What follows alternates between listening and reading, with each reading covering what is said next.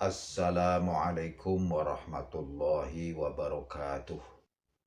Pemirsa yang dirahmati Allah, syukur alhamdulillahi rabbil alamin. Kita panjatkan kehadirat Allah subhanahu wa ta'ala. Salawat dan salam semoga selalu dan tetap tercurahkan kepada junjungan kita Nabi Agung Muhammad sallallahu alaihi wasallam wa ala alihi wa ashabihi ajma'in.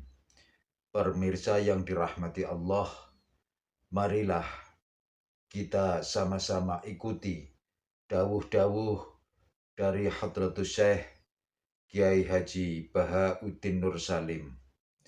Semoga apa yang disampaikan nanti bisa bermanfaat dan menambah bekal ilmu kita yang bermanfaat dunia akhirat.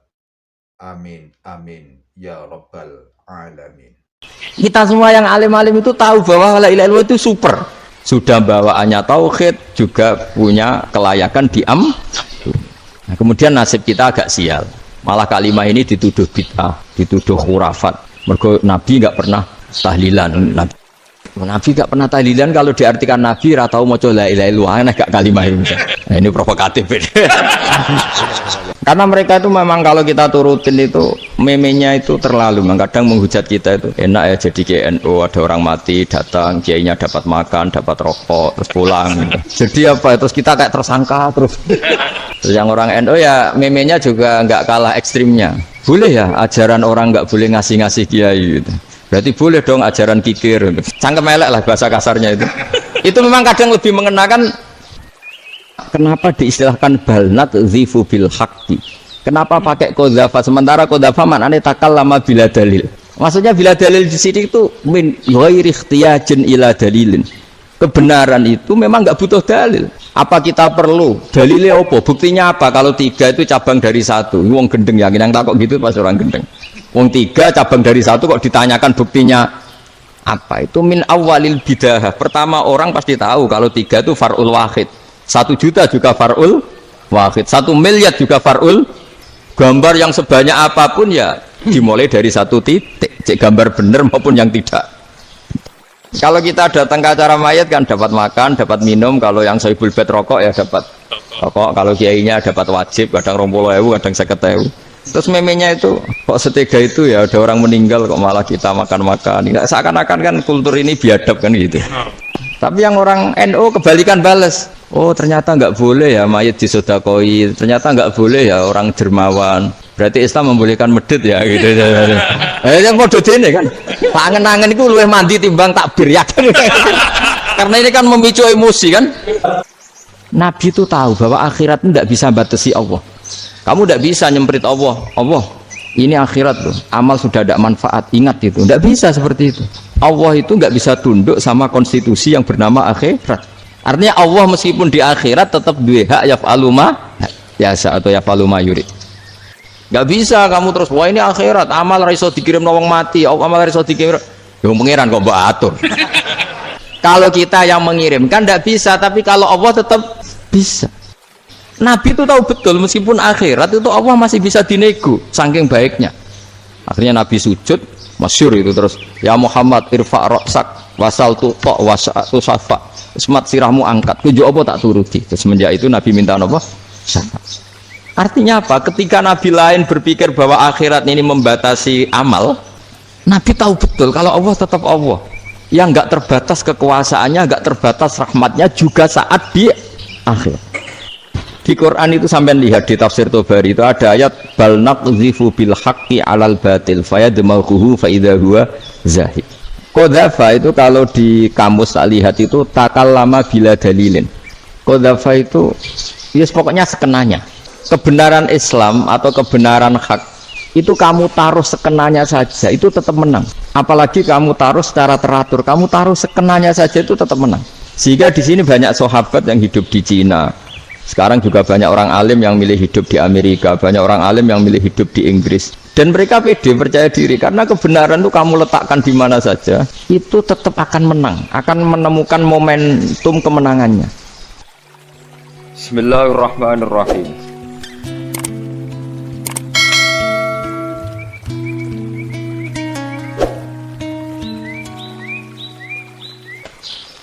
Nah tentang tema ini mohon dibaca ini langsung start ya, langsung serius karena tadi sudah kayak jurkam tadi ini yang langsung khas ilmuwan. Ini sebagai penghormatan saya pada Yunisma, ini khas keilmuan. Imam Zuhri adalah gurunya Imam Malik. Ya saya ulang lagi ya, Imam Zuhri adalah gurunya Imam Malik. Halaman 29. Ini langsung start saya baca halaman 29. Nah, ini terutama yang para punggawa-punggawa ini saya baca ya. Ini teks tidak ada yang saya rubah, memang persis seperti ini. Bismillahirrahmanirrahim. Yaqulu Zuhri, ini gurunya Imam Malik. Fama futiha fil islami fathun qablahu kana a'zama minhu. Innama kanal qitalu haitsul taqon nasu. Falam makanatil hudnatu wa wadu'atil harbu wa amanan nasu ba'duhum ba'do wal taqaw fatafawadu fil hadis wal munaza'ah falam yaklim ahadun bil islami ya'qilu syai'an illa dakhala fihi walaqad dakhalataini kasanaten mislu man kana fil islam qabla dzalika au aktsar. Terus ini ngomongnya harus santai, nggak boleh provokatif. Begini, kita tahu dalam perdamaian Hudaybiyah itu poin-poinnya itu semuanya merugikan Islam. Di antaranya adalah jika yang Islam masuk kafir harus dibiarkan karena berarti masuk ke habitat asli. Karena Nabi sebelum jadi Nabi komunitas pokok itu kafir, sehingga kalau Islam masuk kafir kembali ke habitat. Tapi kalau Islam masuk kafir, kafir masuk Islam itu harus dikembalikan karena dianggap bid'ah. Maka kalau kamu dituduh bid'ah itu tenang saja dulu. Nabi itu ya dituduh ji'ta bidinin muhdas, kamu datang dengan agama yang baru. Cuma agak diteruskan wa kullu muhdatsatin bid'ah wa kullu bid'atin dalalah. Jadi orang-orang kafir dulu kalau ngomentari Nabi ya ji'ta bidinin muhdas, kamu datang dengan agama yang baru. Nabi nurut. Semua perjanjian yang merugikan Islam itu Nabi nurut. Tapi Nabi hanya minta satu hal, jangan ada perang 10 tahun. Dan orang boleh seminar, boleh diskusi tentang Islam. Ya ini dengerin betul ini. Jadi saya tidak akan provokatif, ini pakai logika. Nanti bisa dipakai disertasi doktor. Tapi saya minta orang boleh diskusi, boleh seminar tentang Islam. Akhirnya saat itu juga ada orang yang masuk Islam. Di depan tulisan itu belum kering istilahnya. Datang ke situ namanya Abu Jandal bin Suhail bin Amr. Itu datang ke Nabi, ya Rasulullah saya ini mau masuk Islam. Kata orang-orang kafir, ini pertama Muhammad, kamu komitmen enggak sama perjanjian? Kalau kamu komitmen harus kamu kembalikan.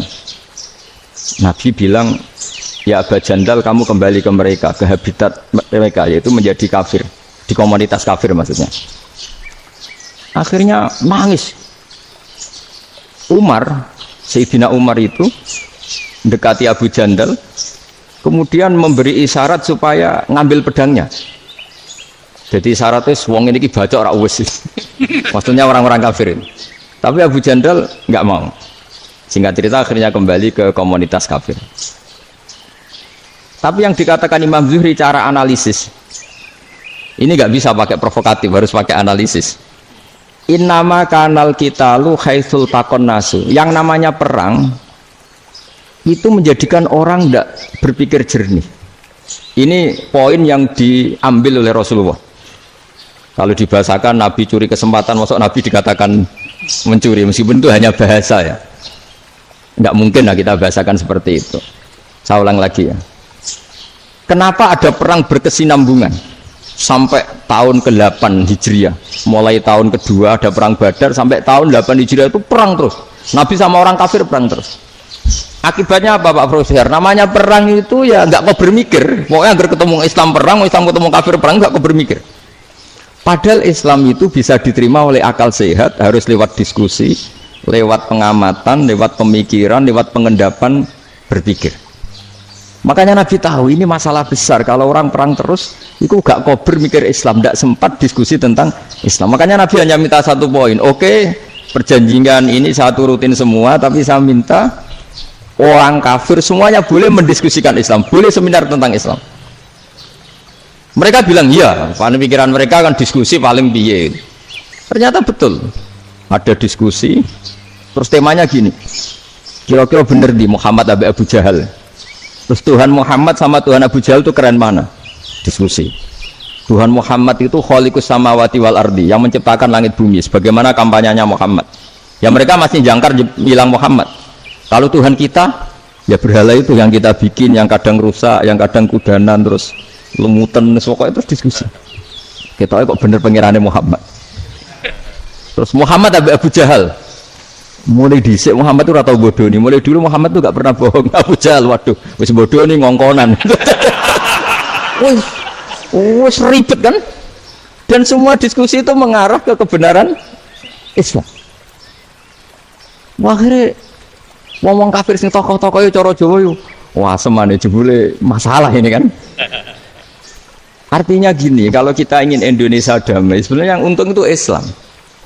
Karena Tuhan yang menciptakan langit dan bumi tentu gak akan diperbandingkan atau akan dikalahkan oleh Tuhan yang lahirnya saja sudah di bumi. Misalnya kita menjual Tuhan Allah, siapa itu yang menciptakan langit bumi, yang ada sebelum langit bumi, bandingkan dengan Tuhan yang lahirnya di bumi, ada tanggal lahirnya, ada aktenya, kan sudah ribet kan. Begitu juga kalau memperbandingkan tokoh, Muhammad itu siapa? Tokoh yang bisa menyatukan pan Arabik, tokoh yang begini-begini, yang sayang istri, sayang keluarga, dibandingkan dengan tokoh Abu Jahal, Abu Lahab yang sorong jauh penggaweannya yang rugikan orang lain. Akhirnya orang itu mulai tertarik sama Islam. Makanya kata Az-Zuhri pakai bahasa dulu, falam yaklim ahadun bil Islam. Tapi kalau sekarang yang populer itu bahasa yatakallam. Sebenarnya yang benar itu bahasa kalimah yaklimu kalaman, karena masdarnya itu kalam, berarti sulasi nopo mujarrad. Tapi di fiilnya itu mujarradnya enggak kelaku. Jadi di fiilnya takallama yatakallamu, tapi untuk masdarnya yang kelaku kalaman. Jadi ini agak unik, agak gak lazim. Sebenarnya kan takallama yatakallamu takalluman, tapi di masdarnya kalam populer, tapi di fiilnya tidak populer. Saya teruskan ya, ini penting sekali. Jadi menjual Islam, kalau boleh dibahasakan menjual, itu tetap enak dalam kondisi damai. Karena kalau kita perang, itu bawaannya kalau ketemu ya perang, kalau ketemu perang, sehingga orang itu rakober diskusi dulu, saat bener Islam sampai kafir itu bener di. Karena tidak kober diskusi, tidak sempat diskusi, orang yang milih yang kafir, karena yang mayoritas yang kuat. Sementara Islam zaman itu lemah. Lah Nabi itu yang diminta hudnah, yang penting kita damai. Terus orang boleh mendiskusikan benar mana kita dan mereka. Ya setelah diskusi ya tadi kan nggak mungkin Allah yang begitu keren hebat pencipta langit bumi dibandingkan berhala yang mengurus dirinya sendiri saja tidak bisa. Walhasil terus orang mulai tertarik sama Islam dan aturannya nggak boleh dilarang diskusi. Nah makanya saya pernah ditanya beberapa profesor di Jogja, Gus, suatu saat kalau kampus paling keren di Jogja ini ada Islamic Studies, kemudian pengajarnya dari berbagai agama, ini riskan nggak bagi Islam? Saya jawab, asal yang didiskusikan Islam itu nggak masalah, yang repot itu nak umat Islam. Karena kalau umat Islam yang jadi percontohan, banyak raja yang dolim, banyak pemimpin muslim yang dolim, terus identik dengan Islam itu jadi dolim, kan ribet. Ya kalau pas umat Islam, kalau Islam yang kumat kan jadi masalah kan. Nah ini kan terus jadi beda umat Islam sama Islam yang lagi apa? Kumat. Singkat cerita terus Islam mendapat posisi yang luar biasa. Nah makanya di sini diistilahkan falam makanatil hudnah, ketika ada perdamaian wa amanan nasu ba'dum ba'do, orang merasa aman, itu fatafawadu fil hadis wal munazaah, mereka berdebat. Munazaah itu berdebat, keren mana konsep Muhammad dengan konsep Abu Jahal, keren mana konsep Tuhannya Muhammad dengan Tuhan kita, terus diskusi. Dan mereka akhirnya ikrar, wah yang benar ya Muhammad lah. Di mana-mana Tuhan tuh ya sebelum langit dan bumi, di mana-mana Tuhan ya punya reputasi menciptakan. Masa Tuhan reputasinya diciptakan, nah, kayak berhala dan sebagainya. Ibadah juga gitu. Ibadah wong kafir itu kalau tawaf itu telanjang, ibadah Muhammad santun pakai pakaian. Terus akhirnya mereka mulai tertarik Islam. Sehingga saya lihat di beberapa tafsir, saya memang tidak akan ngomong yang tidak serius, ngergani Unisba ben sawangane pemikir serius. Di Quran itu sampai lihat di tafsir Tobari itu ada ayat bal naqdhifu bil haqqi 'alal batil fayadmaghuhu fa idza huwa zahid. Qadzafa itu kalau di kamus tak lihat itu takallama bila dalilin. Qadzafa itu ya pokoknya sekenanya. Artinya gini, kebenaran Islam atau kebenaran hak itu kamu taruh sekenanya saja itu tetap menang. Apalagi kamu taruh secara teratur, kamu taruh sekenanya saja itu tetap menang. Sehingga di sini banyak sahabat yang hidup di Cina. Sekarang juga banyak orang alim yang milih hidup di Amerika, banyak orang alim yang milih hidup di Inggris. Dan mereka pede, percaya diri karena kebenaran itu kamu letakkan di mana saja, itu tetap akan menang, akan menemukan momentum kemenangannya. Misalnya gini, contoh paling gampang. Dulu para peneliti, seorang lagi dulu para peneliti itu ya datang kemana-mana, termasuk Ibnu Battuta, termasuk Ibnu Khaldun, ya semua peneliti itu suka neliti. Setelah diteliti, Quran itu satu-satunya kitab suci yang membicarakan sains, misalnya tentang falak, tentang astronomi, tentang asal-usul kejadian manusia, kejadian makhluk, juga bicara tentang geografi, geologis, semuanya. Sementara kitab lain hanya cerita tentang mawaid wal hikam wal ibar. Jadi diteliti kayak apa, pada akhirnya hak ini yang menang. Bal naqdhifu bil haqqi 'alal batil fayadmaghu fa idza huwa zahid. Saya berkali-kali cerita, ada ulama yang ahli matematika. Ketika ditanya kenapa kamu suka ngajar matematika, sampai muridnya itu ragu, ini guruku mlebu swarga ta ora, penggaweane mulang matematika. Tapi para muridnya bermimpi bahwa Imam Amudi itu disuruh ngajar para malaikat. Dan itu pede betul dia. Kata Allah, ini ulama saya yang iman kepada saya setingkat iman kamu. Dari malaikat itu tidak mungkin Gusti, kita menyaksikan langsung engkau, sementara ini di bumi nggak nyaksikan jenengan. Kenapa bisa sepede dan seyakin itu? Akhirnya Imam Amudi disuruh ngajarin matematika. Jadi Anda kalau profesor itu nanti harus sempat ngajari malaikat, itu baru benar-benar profesor.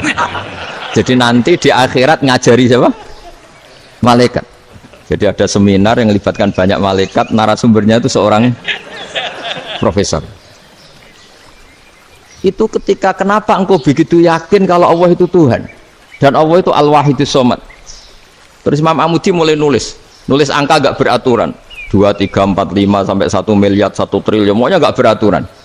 Kata beliau, nisbatusna ini wasalasa ila ma la nihayatalaha iku nisbatul far'i ilal asli. Mbok angka sebanyak apapun, 2 dibanding 1 ya far'ul wahid, 3 dibanding 1 ya far'ul wahid. Semua angka yang nggak terhingga pun dibanding 1 semuanya far'ul wahid.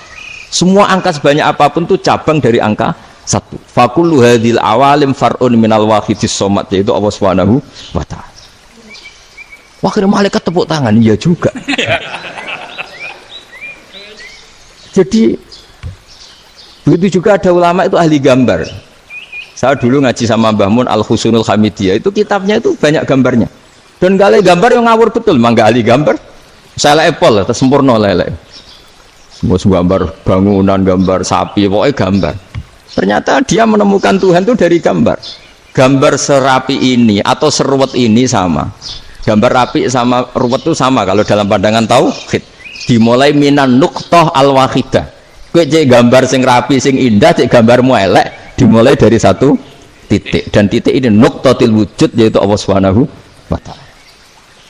Jadi nek cara ahli tauhid gak penting gambare api, menang lomba atau ora penting. Butuhe hadis surah ini gambar baik yang rapi maupun ndak adalah min nuqtah dari 1 titik. Alam raya sebanyak ini mbok gambar mbok ora, ya mulai Mars sampai Jupiter kabeh semua bentuknya yang banyak ini semuanya min nuqtatil wujud, yaitu dari titik wujud. Ini kok Allah Subhanahu wa ta'ala. Di sini hebatnya ulama-ulama, mbok dia pengajar matematika, mbok pengajar gambar, semuanya dipakai perangkat untuk tauhid. Ya, itu kan juga bagian dari Islam damai, Islam yang sangat tidak perlu perang untuk orang dipaksa Islam, nggak perlu provokatif kayak tadi pidatonya rektor jenengan tadi. Jadi ciri utama ilmuwan tuh kalau ngomong datar tapi logikanya nggak terbantahkan, itu ciri khas ilmuwan. Kalau ciri khas politikus kalau ngomong itu keras, provokatif lah kira-kira gitu. Tapi isinya biasa. Nah saya berharap nanti semua profesor doktor itu datar tapi isinya ya kualitasnya bagus ini. Jadi makanya terus kata ulama kenapa diistilahkan balnat zifu bil haqqi, kenapa pakai kodhafa sementara kodhafa maknanya takallama bila dalil. Maksudnya bila dalil di sini itu min ghairi ikhtiyajin ila dalilin, kebenaran itu memang nggak butuh dalil. Apa kita perlu dalilnya apa, buktinya apa? Kalau 3 itu cabang dari 1, wong gendeng yakin yang takut gitu pasti orang gendeng.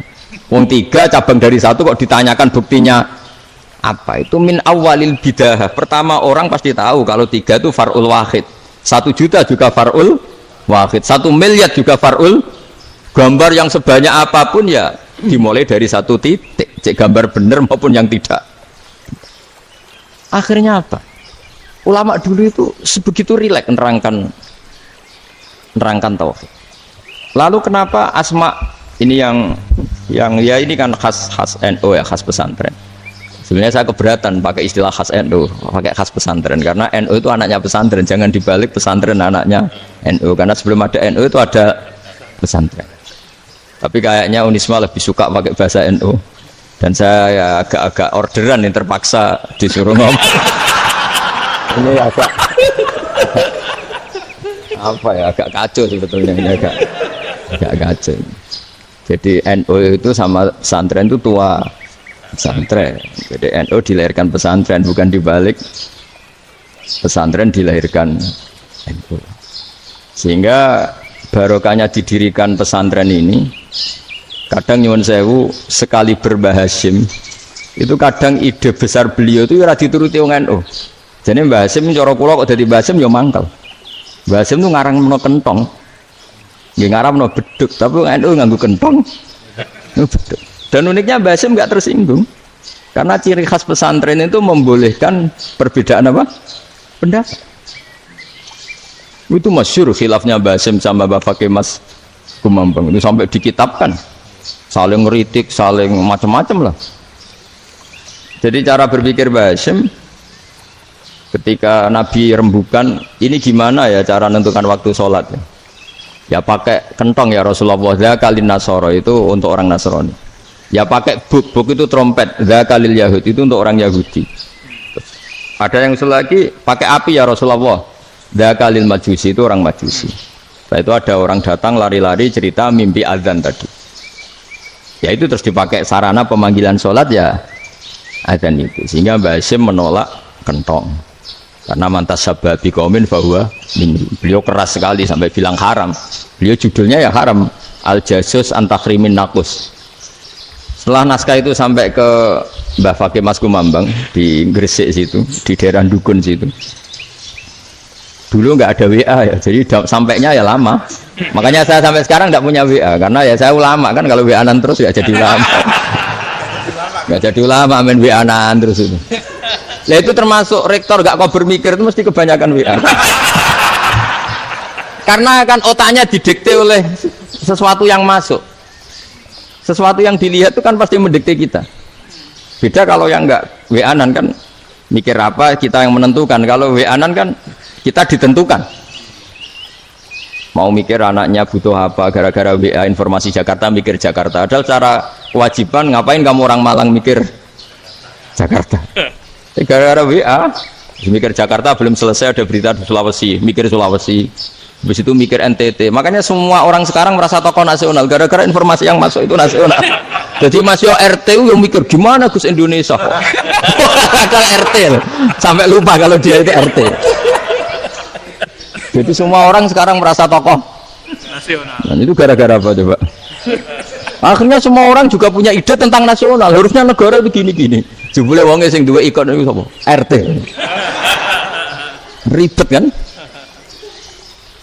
Saya teruskan. Setelah naskah itu sampai ke Kiai Fakih Mas Kumambang. Beliau itu marah besar. Ini harus dilawan dan saya bukan karena benci Mbah Hasyim. Beliau teman saya ketika ngaji Kiai Mahfud di Mekah. Jadi Mbah Fakih dan Kiai Hasyim itu teman ketika ngaji di Mekah. Secara ngelawan tuh lucu. Lucu, gak ilmiah tapi gak ilmiah wong alim tetap ilmiah.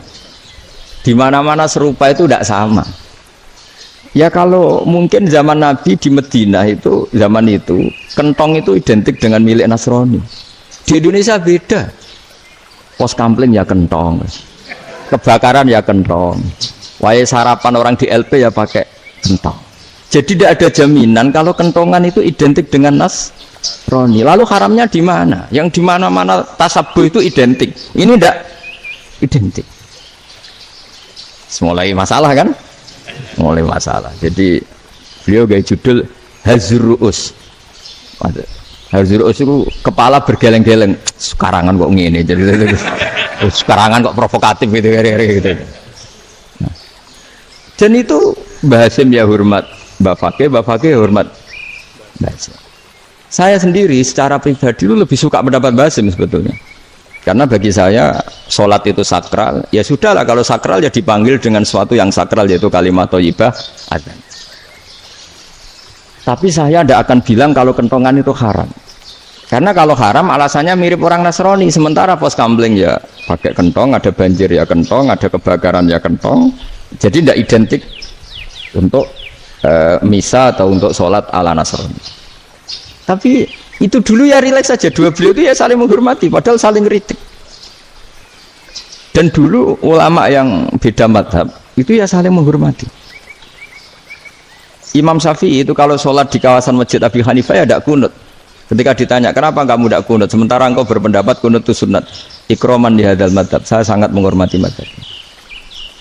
Imam Ahmad bin Hanbal itu berpendapat kalau orang pakai bekam, pakai iftisot atau hijamah itu batal sholatnya.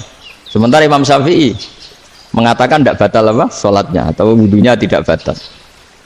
Tapi Imam Ahmad itu ditanya, apa kamu makmum Syafi'i?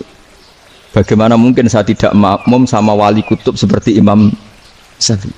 Padahal menurut keyakinan Imam Ahmad ini sholatnya batal. Ini habis ihtijam udah wudu. Tapi tetap saja beliau karena perbedaan pendapat di furu' itu lazim. Ya orang boleh berdebat lah. Ketika Unisma datangkan saya, itu saking senengnya kiai, apa saking sombongnya sampai ngatur kiai, kan nggak pernah bisa diperdebatkan. Itu kan orang boleh debat kan? Itu saking angkuhnya apa saking senengnya kan nggak jelas kan? Kan dan orang boleh setuju pendapat saya, yaitu ngatur kiai itu haram.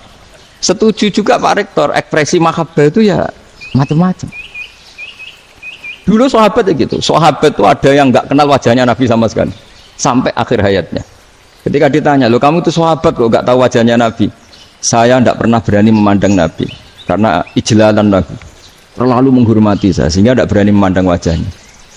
Ada sahabat yang penggawaannya dulu wajah Nabi sampai bisa nyifati alfiu faminunil hajib, sampai bisa nyifati detail karena dulu wajah Nabi itu ibadah. Ada seorang wali ditanya, kalau kamu di surga ingin nggak melihat Allah? Enggak. Loh, tapi semua orang ingin melihat Allah. Unazzihu dzalikal jamal an-nadhari misli, ben gak elek-elek Allah tak delok terima aku. Wong ra jelas. Berarti kok delok pangeran. Banyak. Jadi justru tapi karena saking takzimnya. Enggak lah, mosok sak aku kok. Makanya saya berkali-kali cerita, menurut kesepakatan ulama, soft awal itu paling baik. Tapi banyak juga wali yang kalau sholat itu di belakang. Koyok paling bener yang gue ngarep gitu. Lu bayangkan misalnya kamu semangat di soft awal di masjid haram, jebule sholatnya salah. Ujar malaikat gaya nih gue ngarep, jebule raro. Ini di sini wong, jebule bodoh gitu. Gaya nih gue ngarep, jebule.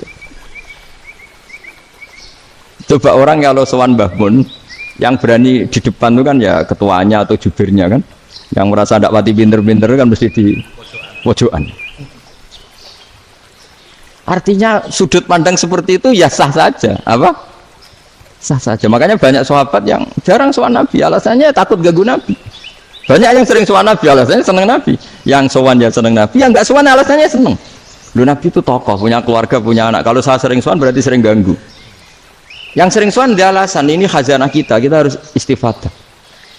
Jadi zaman dulu itu ya biasa, dua sahabat yang satu milih mahabbah itu milih sering sowan, yang satu juga mahabbah milih tidak sering.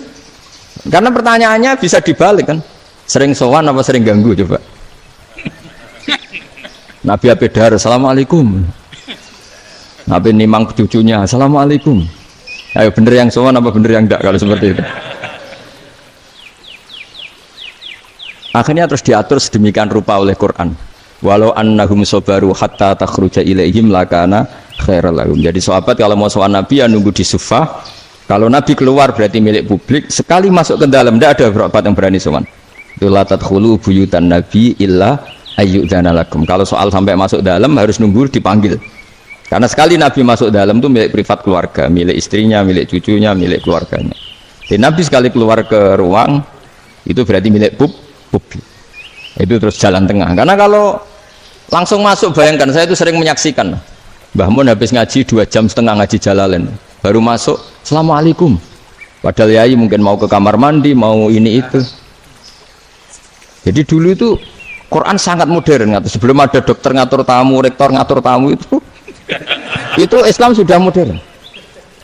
Dia kan gak fair kan?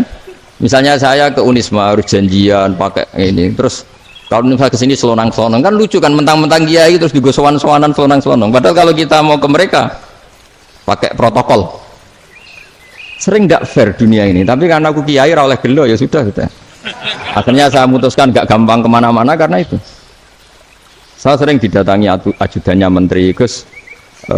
Mau ada tamu dari Jakarta tanggal ini mesti saya bilang mereka milih tanggal yang mereka kosong, kok tidak mikir apa situ kosong, tak jawab enggak lah sebelum diatur bahasanya dan tawaduknya gitu. Akhirnya dibalik datang lagi, Gus jam jenengan kosong apa kita menyesuaikan lah, itu lagi dia akhlak kata saya. Itu baru punya akhlak kata saya. Bukan masalah gengsi ya. Saya sendiri itu dolan ke alumni itu jarang karena ya takut. Kiai kan yo nganggur jam 09.00 nganggur, jam 10 nganggur. Bisa saja alumni itu kerja di pabrik, bisa saja yang latihan ekonomi di pasar. Jika kalau saya datang jam 9, iki kiai sing nilai santri ini, apa kiai sing ganggu santri. Lah karena orang ini melakukan rutin gak kok berpikir, pokoknya ngono jenenge silaturahim. Mau nyerah kok berpikir, padahal kalau jangan-jangan ini kiai yang nilai santri ini, apa kiai yang ganggu santri ini karena datang di jam kerja. Nah, bayangkan kalau kebenaran dulu itu dikawal oleh satu peradaban perang. Jadi Nabi sesuai jangan-jangan Nabi. Perang Badar menang Nabi, perang Uhud menang wong kafir, perang ini gonta-ganti. Apapun itu yang penting satu kesimpulannya, cara Rasulullah kesimpulannya satu. Orang tidak kober mikir kebenaran secara mengendapkan pikiran dengan pikiran jernih. Maka hebatnya Nabi ketika perjanjian pokoknya saya minta nggak ada perang dan orang boleh mendiskusikan Islam. Itu luar biasa idenya Nabi karena bawaan perang itu orang kan nggak kok bermikir. Ibarat seorang misalnya senang satu perempuan ketemu rivalnya langsung perang kan nggak mikir. Tapi kalau kau bermikir dia ngenangen cawe itu rasa seneng aku untungnya apa untuk uang aja rasa seneng malah mau loro hati, terus sudahlah buruan dialihkan kemana kan gitu. Itu nak mau amin WA nan tukaran lewat SMS atau tarung langsung ora kok bermikir. Tapi kalau kau bermikir akhirnya berpikir nih perempuan tadi sebenarnya yang disenangi siapa. Oke ternyata senang Pak Erick, sudah kita ngalah karena tidak ada nikmatnya kan menikahi perempuan yang sama sekali tidak mencintai kita. Tapi kalau nak kau bermikir pokoknya diprovokasi, wah kue kalah mbak A, kue kalah mbak B, pikirannya kan ojo sampai kalah bareng wis menang ternyata ada mas. Nah bayangkan Islam itu seperti itu dulu dipertarungkan. Luang Islam itu dinu aklin, agama yang diterima dengan akal sehat. Tapi sekarang ukurannya perang. Yang menang berarti benar, yang menang benar. Kan terus jadi repot. Itu Nabi tidak ingin, makanya Nabi ingin sudahlah, nggak ada perang. Nah, makanya kata Imam Zuhri, fathul Islam terbaik adalah orang boleh diskusi tentang Islam dan tidak ada perang. Lagi-lagi penting, tidak perang itu penting, silmun itu penting, perdamaian itu. Setelah tidak ada perang, akhirnya fatafawadu fil hadis wal munazah, orang boleh diskusi apa saja, termasuk boleh adu polemik. Konsep satu Tuhan dan Tuhan banyak diperdebatkan. Akhirnya Nabi secara rileks bisa menjelaskan, Muhammad, urusan kita banyak, kalau Tuhannya satu tidak cukup, Tuhan harus banyak untuk menyelesaikan berbagai urusan. Ada Tuhan bagi rektorat, bagi macam-macam kan. Ada Tuhan untuk ngurusi utang, ngurusi BPKB, macam-macam. Terus kata Rasulullah, enak saja Nabi jawabnya. Ya kalau kamu punya majikan banyak, perintahnya beda-beda, kamu mangkel enggak, bingung enggak? Ya susah mat. Kalau majikannya banyak, perintahnya beda-beda, kita jadi repot. Seneng mana? Seneng majikan satu. Ya sudah, Tuhanmu itu majikan kamu. Kalau Tuhannya banyak, perintahnya macam-macam, kamu yang repot. Akhirnya ya sudah mat, Tuhannya satu aja. Ya itu ya barokahnya diskusi tadi, barokahnya enggak perang. Daraballahu mathalan rajulan fihi syuraka'u mutasyakisuna wa rajulan salamal lirajul hal yastawiyani masalah. Terus alhamdulillah. Jadi orang yang paling kafir pun saat itu taslim. Ya ini kembali ke kalimat la ilaha illallah.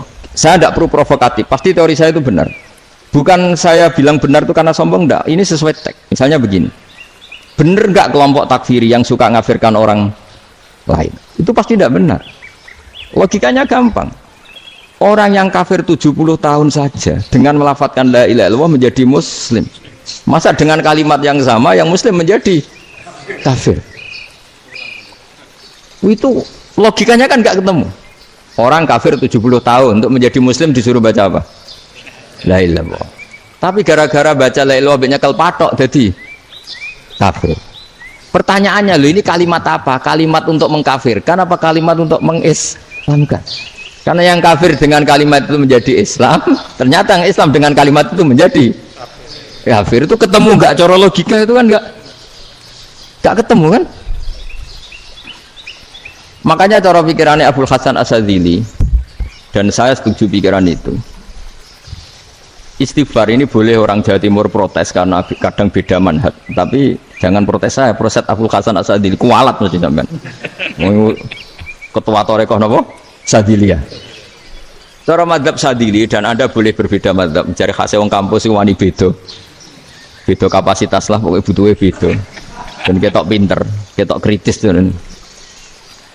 Cara madzhab Abul Hasan Asyadzili itu gini Pak Rektor, jadi istighfar itu baik, tapi ba'da kamali tauhid, setelah tauhidnya itu benar. Alasan beliau masuk akal. Ketika ada ayat fa'alam annahu la ilaha illallah wastaghfir li dzambik bihadil kalimah, jadi orang boleh istighfar setelah tauhidnya benar. Alasannya Abdul Hasan Asyadzili begini, kulil ladzina kafaru iyantahu yughfar lahum ma qad salaf. Katakan kepada mereka yang kafir, sekali mereka tidak kafir maka otomatis dosanya masa lalu diampuni. Pertanyaannya, yang bisa menghentikan kekafiran itu kalimat apa? La ilaha illallah. Dengan hanya melafadzkan la ilaha illallah Muhammadur Rasulullah langsung yufar lahum ma qad salaf, langsung dosanya ampuni. Berarti yang menjadi pengampun dosa lah, penyebab pengampunan itu apa? La ilaha illallah. Itu bahkan orang kafir belum istighfar. Loh, di ayat itu kan Allah enggak mensyaratkan setelah la ilaha illallah istighfar baru diampuni, enggak. Asal la ilaha illallah langsung yufar lahum ma qad salaf. Saya ulang lagi ya, jelas ya. Jadi kulil ladzina kafaru iyantahu yufar lahum maqad. Nah sekarang iyantahu, mereka berhenti dari kafirnya, syaratnya pakai apa? La ilaha illallah Muhammadur, itu langsung yufar lahum maqad. Artinya apa? Ghufranullah itu bisa didapat hanya dengan mujarrodut tauhid, yaitu hanya dengan melafadzkan kalimah thayyibah. Dan sahnya istighfar juga berdasar kalimah thayyibah itu. Misalnya gini, orang kafir sebelum Islam melafadzkan astaghfirullah, astaghfirullah, astaghfirullah, kira-kira diterima enggak? Enggak kan? Karena syaratnya istighfar ba'dat tauhid. Nah makanya dalam madzhab Sadili istighfar itu setelah la ilaha illallah. Karena cara pandang ya seperti itu. Jadi fa'alam annahu la ilaha illallah wastaghfir li dzambi. Jadi dengan kebenaran tauhid saja ini sudah cukup kita insya Allah layak diampun. Karena innallaha la yaghfiru ayyusyraka bihi wa yaghfiru ma duna dzalika liman yasha. Jadi orang yang tauhidnya benar itu bisa diampuni Allah asal tauhidnya benar. Itu Allah ngendikan liman yasha wa yaghfiru ma duna dzalika liman yasha. Dawe Imam Suyuti walam yakun liman yastaghfir. Jadi orang yang bertauhid secara benar meskipun gak sempat istighfar itu tetap potensi diampuni. Karena bawaan tauhid itu sudah menjadi layak diampuni. Kayak orang kafir sekali ngelafatkan kalimat tauhid mbok gak istighfar langsung diampuni. Nah karena melihat seperti itu terus orang berlomba-lomba memperbanyak jumlah ngafat la ilaha illallah. Jadi kita yang alim, kita semua, saya tidak bilang saya, kita termasuk yang di pinggir-pinggir saya ngaku alim nggak masalah lah, sobat. Kita semua yang alim-alim itu tahu bahwa la ilaha illallah itu super, sudah bawaannya tauhid, juga punya kelayakan Nah, kemudian nasib kita agak sial, malah kalimat ini dituduh bid'ah, dituduh khurafat. Mergo Nabi nggak pernah tahlilan, Nabi nggak pernah tahlilan. Kalau diartikan Nabi ratau maca la ilaha illallah, aneh gak kalimat ini. Nah, ini provokatif beda. Jadi ini sudahlah, keanehan ini kita terima, karena ciri utama wali, ciri utama ulama itu wa'udhu fisabilillah, harus pernah disakiti. Jadi kalau Unisma sakit karo dituduh apa? Dituduh bid'ah, itu berarti belum calon ulama. Calon ulama itu wa'udhu fisabilillah, harus disakiti. Jadi kalau kamu disalahpahami itu ya harus santai. Iya, termasuk provokatif tadi. Termasuk diatur tadi itu. Jadi kalau cara berpikir kan, karena mereka itu memang kalau kita turutin itu memenya itu terlalu, kadang menghujat kita itu enak ya jadi KNU, ada orang mati datang, kiainya dapat makan, dapat rokok, terus pulang gitu. Jadi apa, terus kita kayak tersangka terus. Kita kan kayak tersangka terus, tertuduh terus. Terus yang orang NU ya memenya juga nggak kalah ekstrimnya. Boleh ya ajaran orang nggak boleh ngasih kiai gitu. Berarti boleh dong ajaran kikir. Jadi memang kadang apa ya, cangkem elek lah bahasa kasarnya itu. Itu memang kadang lebih mengenakan. Kalau kita datang ke acara mayat kan dapat makan, dapat minum. Kalau yang sohibul bed rokok ya dapat rokok. Kalau kiainya dapat wajib, kadang 20.000, kadang 50.000. Terus memenya itu kok setega itu ya, ada orang meninggal kok malah kita makan-makan. Nggak, seakan-akan kan kultur ini biadab kan gitu. Tapi yang orang NU kebalikan bales. Oh ternyata nggak boleh ya mayat disodakoi. Ternyata nggak boleh ya orang dermawan.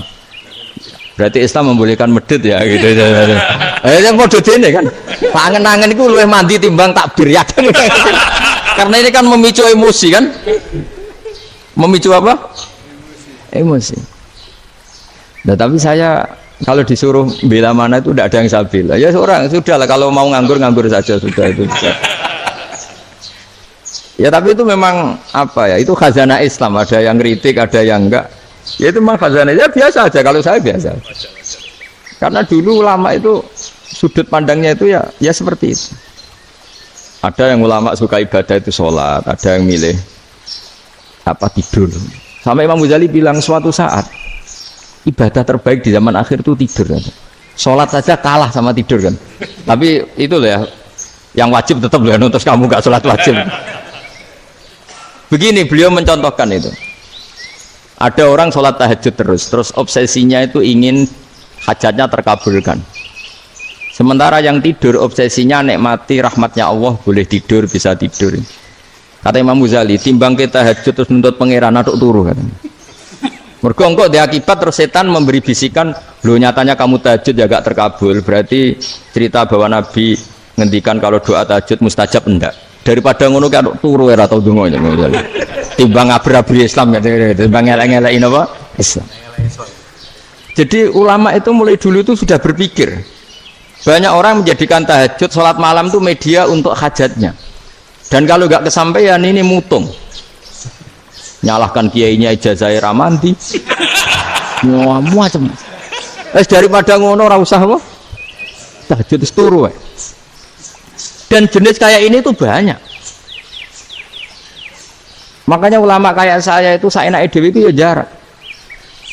Saya sering didolani muhibbin terus bilang, "Gus, saya doakan gini-gini, saya mau nyalon bupati atau saya gini." Saya bilang, "Gak waduh orang donga, nak ramandi darani ulama dongane ramandi." Nak mandi kamu jadi bupati tetap nganggep karena beli. Sopo sing ora roh bupati saiki gak beli. Ribet kan? Ketika mereka jadi ngunsurkan doa kamu apa karena kemarin beli? Yang beli maksudnya nggak beli nggak usah tersinggung. Jadi ribet ngadepin. Nggak artinya gini loh, boyo doa itu jangan dipakai begitu loh. Kalau minta nasihat, tak nasihati jadi bupati yang baik, gubernur yang. Kalau minta doa itu resikonya. Akhirnya kiai kalau diminta doa ya doa, sebenarnya diisinya itu gak doa kemenangan. Itu selamat gitu. Karena ribet. Makanya Islam itu doa itu setelah iman. Aturan iman benar baru doa. Aturan iman benar termasuk Allah itu yaf'alu ma yasha, boleh melakukan yang dikehendaki. Allah enggak boleh terdikte oleh doa kita, enggak boleh. Ya saya ulang lagi ya, madzhab Hasan Asyadzili ini khas kita. Jadi la ilaha illallah itu didahulukan sebelum istighfar. Tapi kebalikannya madzhab Imam Sanusi itu dibalik.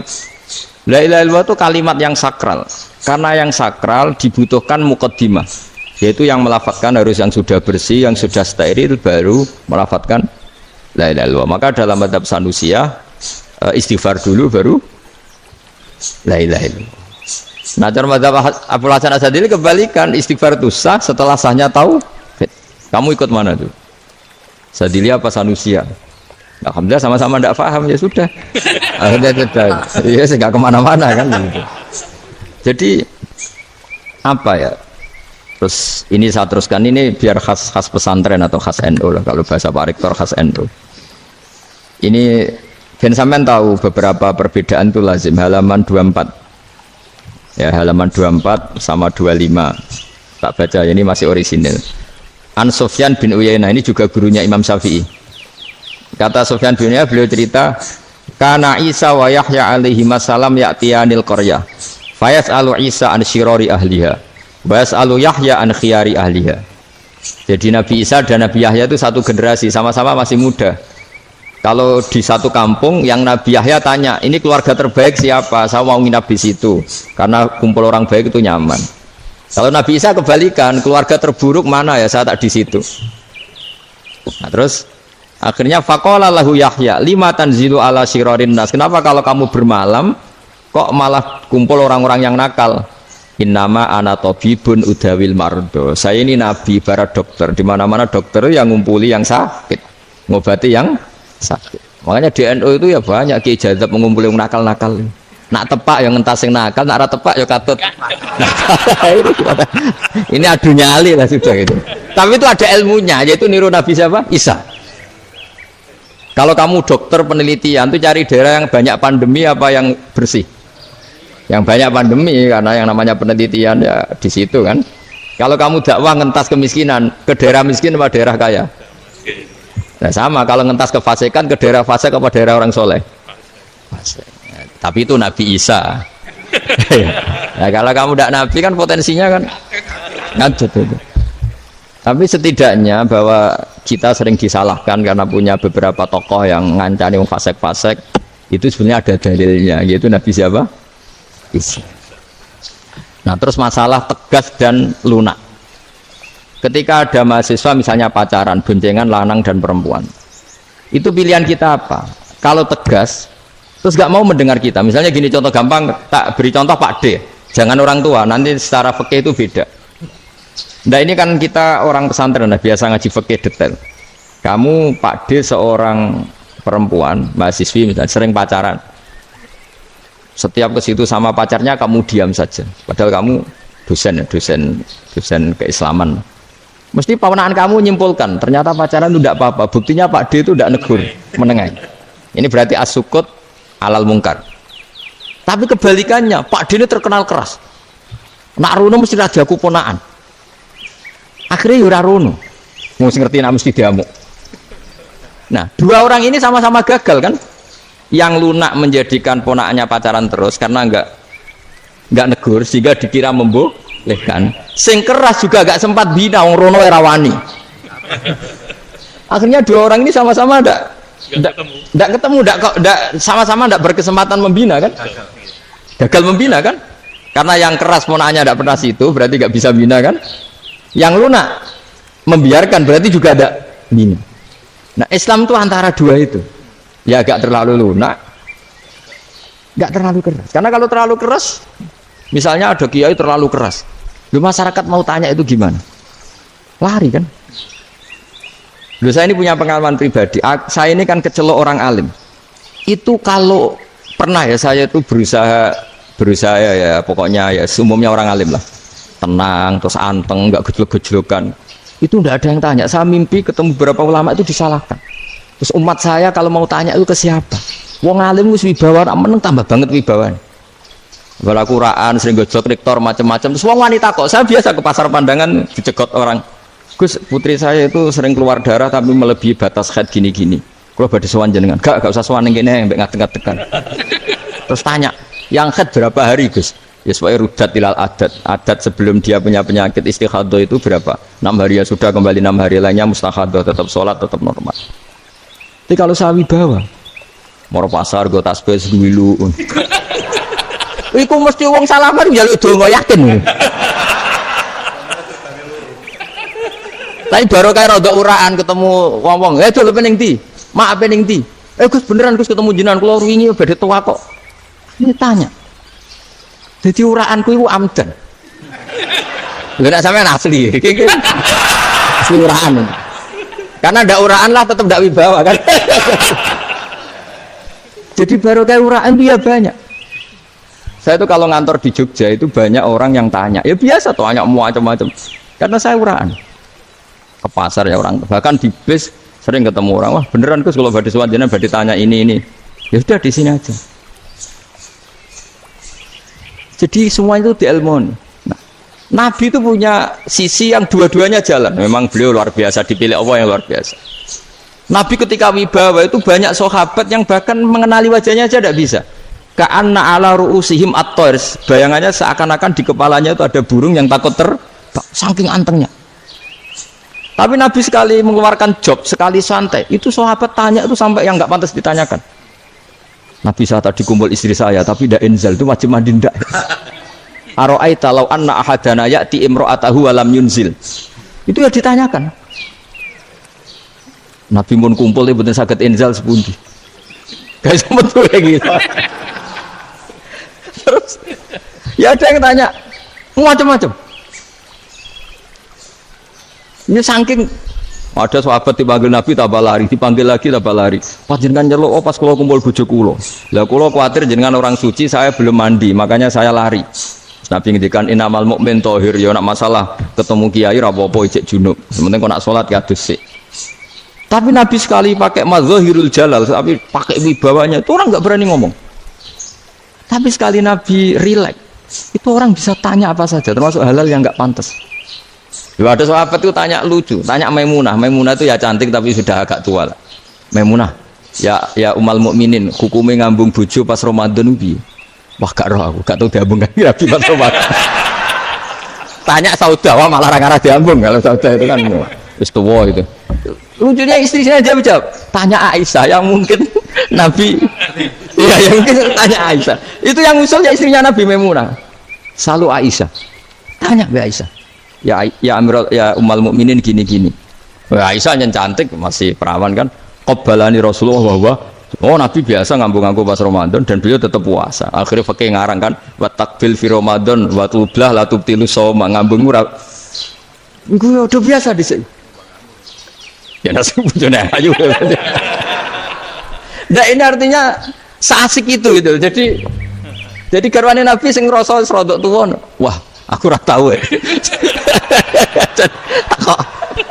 Kok Aisyah serilek itu dulu itu maksudnya orang-orang Islam pertentangan itu maksudnya ya balik semua ini bedanya orang pesantren sama orang kampus. Kalau orang kampus mau cerita agama itu rahmatan lil alamin tapi nyontokno rileke ora iso. Agama itu rilek tapi nyontokno rileke ora iso mergo ora pati ngaji. Contohnya ora iso tapi mau gawe kaidah Islam itu rahmatan. Jadi Nabi itu lah, Allah juga gitu. Allah itu kalau sudah memperlihatkan mazahirul jalal, itu mbok malaikat Jibril rawani. Ketika Allah dengan mazahirul jalal. Tapi kalau Allah dengan mazahirul jamal, mazahirul apa? Jamal. Itu ya gojok-gojok kan sampai makhluk gojok. Ya buli-bulian cara sakniki. Ya sampean delok ning hadis syafaat itu, akhiru man dakhalal jannah atau akhiru man kharaja minan nar itu di beberapa judul. Ada seorang rojul yang ahli neraka ya, dintas baik pangeran, terus ditudono swarga. Gusti, swarga, sengiler tok wong wayu, roh, wes wong ngiler tok. Ngerjaluk Gusti mosok roh tok ora oleh mlebu. Jarimu asal mlebu metu kon neraka Ora jaluk-jaluk meneh. Sumpah lho ya, gak jaluk apa-apa meneh. Mboten Gusti. Sekali saya keluar dari neraka ndak akan minta apa-apa lagi. Wis. Wallahi, wallahi. La as'alu ghairah. Mesti ghairah khoslah, ghairah tilkal khoslah. Ya niku pokoke selain keluar dari neraka saya ndak akan minta lagi. Didono swarga wong dokelon seruwibet kan. Sing bojone elek kan dendam dadi ning swarga. Swarga wis macam-macam. Gusti mosok roh tok. Ora oleh mlebu jarene ra janji ra njaluk meneh. Akhire ya wis didelokno neraka. Jadi pangeran jawabe gampang didelokno neraka. Roh neraka begitu menyakitkan, begitu ngeri. Sudah Gusti saya ndak minta surga, sementing enggak masuk neraka. Rabbana srif anna adzab jahannam. Setelah lama itu diadepno swarga njuk mlebu swarga, terus diadepno neraka. Akhirnya ya sudah. Saiki mlebu swarga gak apa-apa. Iku jawabe lho, atas taziu binjenengan ngenyek kula. Mengkarwan ra di swarga kok mlebu swarga. Terus akhirnya mlebu swarga, kan mlebu swarga tamanna, sangen-angen sembah jaluk apa? Orang angen-angen yang indah-indah, laka wa asratu amsal ya siku tak turuti wa asratu amsalih lan lipatan ke-10. Jawab wong lanang ya lucu, atas taziu bi wa anta rabbul alamin. Jenengan pangeran kok ngenyekan. Maksudnya wis karuan aku ora pantes. Terus jare pangeran la astazi'u bika walakinni ala ma asya'u qadir. Aku gak ngenyek kowe, pancen aku pangeran. Nuruti kowe iku iso. Jadi Allah sendiri ketika dengan madzahirul jamal itu malaikat ya ono sing wani bantah. Masyhur itu kan malaikat sing bantah pangeran ataj alufia mayusitu fiya wasfikut. Karena Allah dengan madzahirul jamal. Sing paling masyhur Nabi Musa. Nabi Musa itu ketika Nabi Mi'raj. Nabi Mi'raj itu beliau kira-kira di langit keempat lah yang masyhur atau kelima. Melangkahi. Nabi Musa menangis, ya Rabbi ini apa-apaan? Orang sing ja'a ba'di kemudian melangkahi makom saya ini apa-apaan? Dan Nabi Muhammad kan apapun hebatnya kan junior. Kok melangkahi makom saya ini apa-apaan? Enggak fair. Sampai Nabi Muhammad itu tanya gini sama Jibril. Reaksi Allah gimana ketika melihat Musa seperti itu? Jawab malaikat Jibril lucu. Ya roh hiddatahu, Allah sapal gayane Musa biar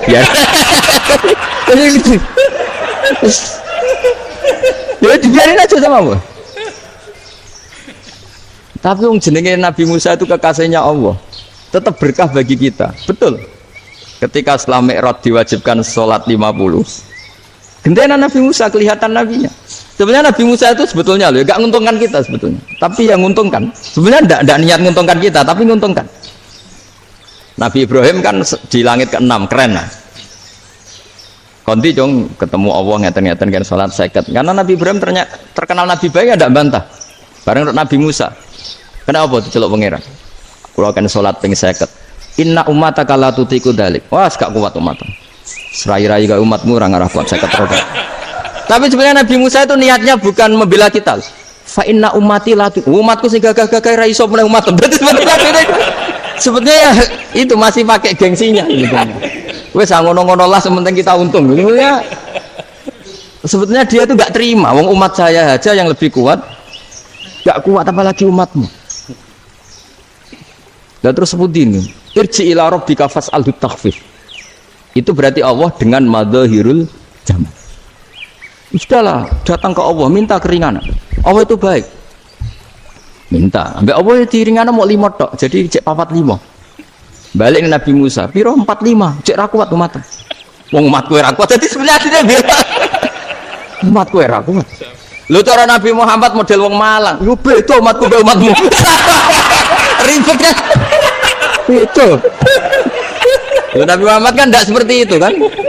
Enggak punya akhlak Malang kan, akhlak.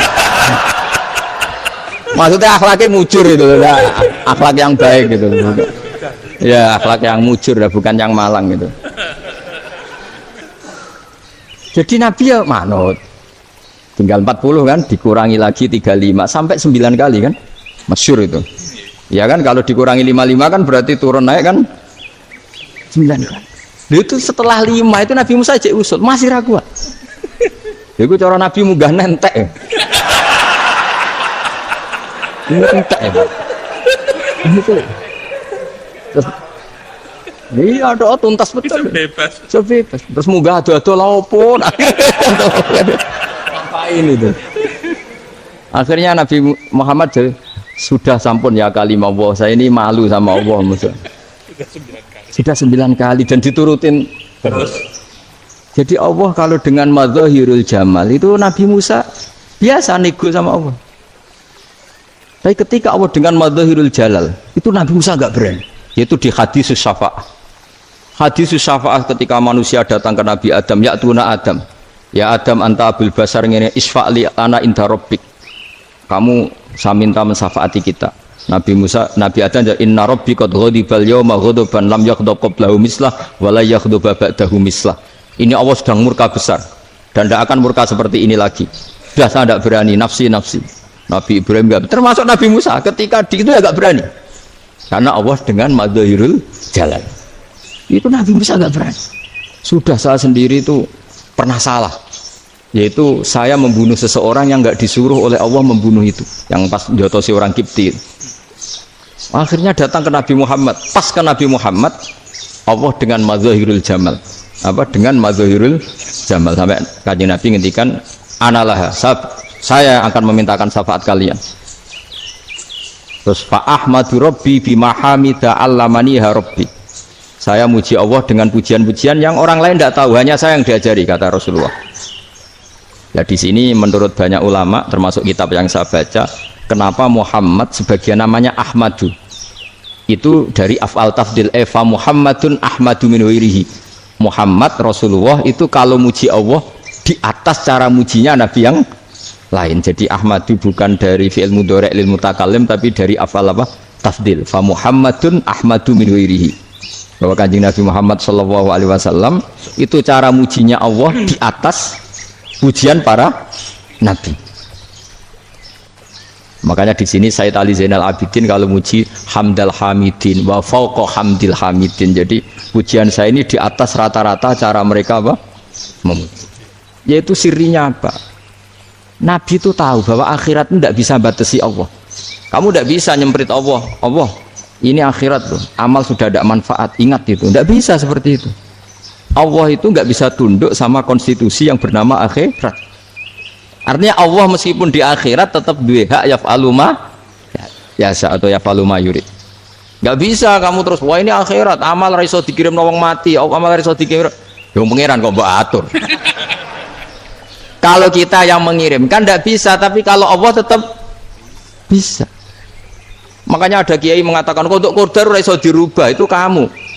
Makanya ada seorang kiai ditanya, kodok qadar ra iso dirubah sekali dicatat selesai. Dari kiai tadi, tapi nak Allah iso. Dalile apa yang huwa ma yasa wa yusbit. Nak Allah ya iso, sing ra iso kan kita. Nah, Nabi itu tahu betul meskipun akhirat itu Allah masih bisa dinego saking baiknya.